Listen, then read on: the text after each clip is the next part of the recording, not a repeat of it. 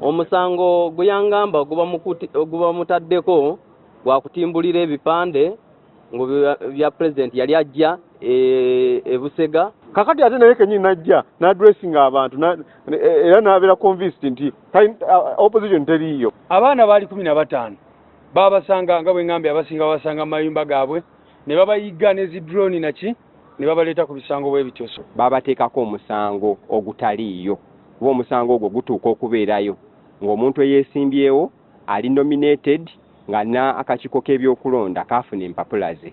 We did serve this application on them on the 18th of July 2025 and there is an endorsement on the return copy.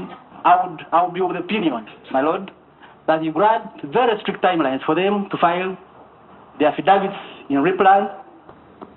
The 14th day of August 2025, the one will come for mention, shall mention it to see if you made the necessary filings.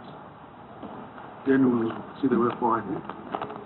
Ogwo musango tegusobola kuyimirira ng'abantu tebanabeera ng'omuntu tanabeera nominated. Tosobola gamba nti ocharging omuntu under the Presidential Elections Act nga tanafuuka candidate. Oli nga tanafuuka candidate. If you are not for other cases,